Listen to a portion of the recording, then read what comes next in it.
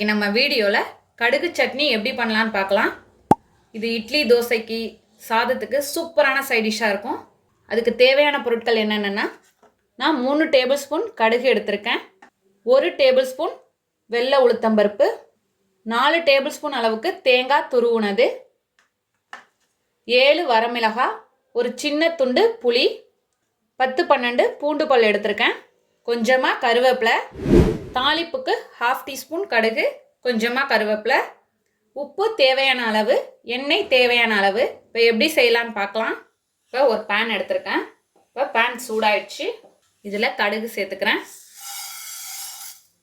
கடுகு சேர்த்து dry roast பண்ணிக்கலாம். வெடிக்கிற அளவுக்கு நல்லா வறுபடணும். எண்ணெய் எதுவும் சேர்க்கக்கூடாது. இப்போ கடுகு நல்லா பொரியுது. இந்த ஸ்டேஜில் இதை மாற்றிக்கலாம். இதை ஒரு பிளேட்டில் மாற்றிக்கலாம். இப்போ ஒரு பிளேட்டில் மாற்றியாச்சு. இப்போ அதே பேன் எடுத்துருக்கேன். இதில் உளுந்து சேர்த்துடலாம்.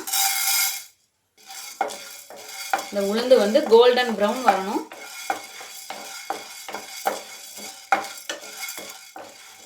இப்போ இந்த உளுந்தோட கலர் நல்லாவே சேஞ்ச் ஆகிடுச்சு. இந்த ஸ்டேஜில் வரமிளகாய் சேர்த்துக்கலாம். அதோட கருவேப்பிலை லைட்டாக வறுத்துக்கணும்.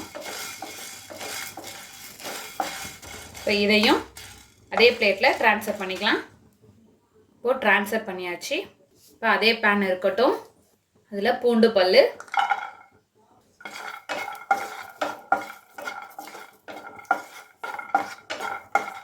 லைட்டாக வதக்கிக்கலாம். எதுக்குமே எண்ணெய் சேர்க்கலை. அதோட தேங்காய்,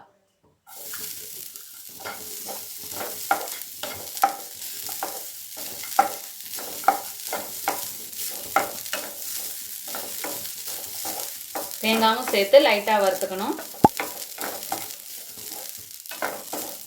இப்போது இது போல் வறுபட்டதும் ஸ்டவ் ஆஃப் பண்ணிக்கலாம். இதில் புளியை சேர்த்துடலாம். இந்த பிளேட்டில் ட்ரான்ஸ்ஃபர் பண்ணிப்போம். இப்போ எல்லாமே வறுத்தாச்சு. இது ஆறுனதும் இதில் கொஞ்சமாக உப்பு சேர்த்து தண்ணி விட்டு அரைச்சி எடுத்துகிட்டு வந்துடலாம். இப்போது இது போல் அரைச்சி எடுத்துகிட்டு வந்தாச்சு. இப்போ இதை தாளிச்சிடலாம். இதில் ஒரு 2 டேபிள் ஸ்பூன் அளவுக்கு நல்லெண்ணெய் சேர்க்குறேன். எண்ணெய் சூடானதும் கடுகு கருவேப்பிலை சேர்த்து தாளிச்சிடலாம்.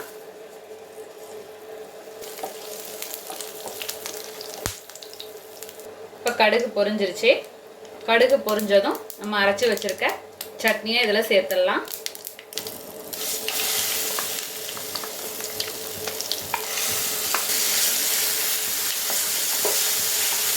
சேர்த்துட்டு நல்லா கலந்தாச்சு. சட்னியை சேர்த்து நல்லா கலந்தாச்சு. கலந்ததும் இது ஆப்ஷனல் தான். இதில் சர்க்கரை சேர்த்துக்கலாம். இந்த கடுகோட கசப்பு தெரியாமல் இருக்கிறதுக்காக இதில் நான் 1 டீஸ்பூன் அளவுக்கு சேர்த்துருக்கேன். அவ்வளோதான், நம்மளோட அருமையான அற்புதமான கடுகு சட்னி தயாராகிடுச்சு. இதே போல் நீங்களும் உங்கள் வீட்டில் செஞ்சு பார்த்துட்டு எப்படி வந்துச்சுன்னு கமெண்ட்டில் சொல்லுங்கள். Thank you.